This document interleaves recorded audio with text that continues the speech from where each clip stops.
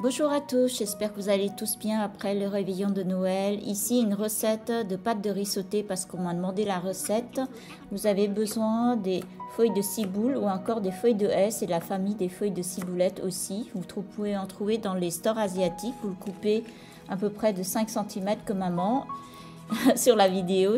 Et vous avez besoin aussi des pousses de soja et bien sûr un paquet de pâtes de riz. Moi j'ai pris la taille moyenne, vous avez une grande taille qui est plus large et une fine plus petite. Ici c'est la moyenne. Vous avez besoin d'un paquet et les pousses de soja et les feuilles de hais, vous mélangez comme elle a fait. Ensuite on a mis 2 œufs, elle a fait 2 omelettes qu'elle a fait cuire en 2 fois, avec la taille d'une mini crêpe comme ça, et ensuite elle va les rouler les deux ensemble pour pouvoir couper en lamelles à peu près de cette taille là. Donc ça dépend de vous, hein, si vous aimez plus fine ou vous aimez grossièrement large comme ça. Moi je préfère en large, au moins qu'on la sent dans la bouche quoi. Ensuite moi je mets toujours pour être plus gourmand un peu de cacahuètes concassées. Ici je mixe juste une poignée de cacahuètes. Pour faire la préparation, vous auriez peut-être besoin d'un peu de sauce. Alors ici, il y a un petit bol avec une sauce marron. Alors à l'intérieur, je la développe vite fait. Il y a à peu près une cuillère à soupe de sauce d'huître, soja noir et soja banal. Soja classique quoi. Et ensuite, elle a fait frire un peu d'ail dans de l'huile chaude et elle rajoute une cuillère à soupe de cette sauce dans un premier temps et elle ajoute la partie le plus dure de feuilles de hais, on va dire la partie qui s'approche le plus de la racine. Ensuite elle a ajouté un peu d'eau chaude, vous voyez la quantité, un peu d'eau chaude, on va dire un demi petit verre par exemple, et c'est après seulement qu'elle va ajouter les pâtes de riz.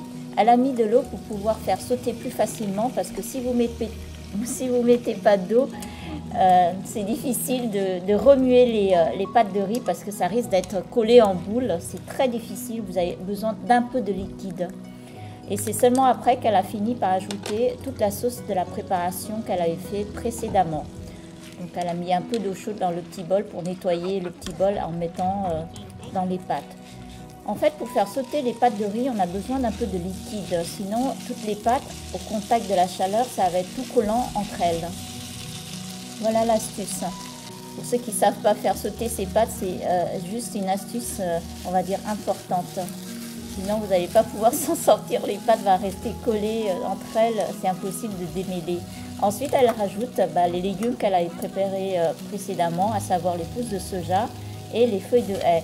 Les feuilles de hais, si vous n'en avez pas, vous pouvez remplacer par des feuilles de ciboulette coupées à la façon que vous souhaitez. Pas trop grosses. Et donc elle a remué un peu sur le feu. Elle met la moitié d'omelette. On met juste la moitié d'omelette pour bien mélanger l'omelette dans tout le mélange de la pâte de riz. Elle met dans un deuxième temps juste par-dessus comme ça pour faire une belle présentation de la marmite, de la poêle.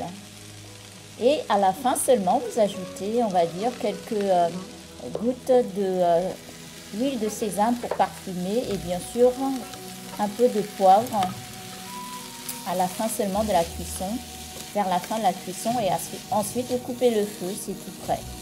Donc si vous aimez que les pâtes soient plus tendres, vous laissez plus longtemps sur le feu. Par contre, il faut sans cesse remuer, sinon ça risque d'être en boule. Et voilà, notre recette pâtes de riz sautées aux omelettes est prête. Donc comme je vous dis, moi j'aime bien consommer ce genre de plat avec un peu de cacahuètes concassées, grossièrement concassées, il ne faut pas non plus que ce soit en miettes.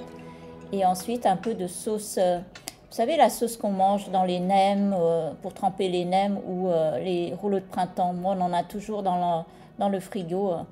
Et voilà, mon plat est prêt.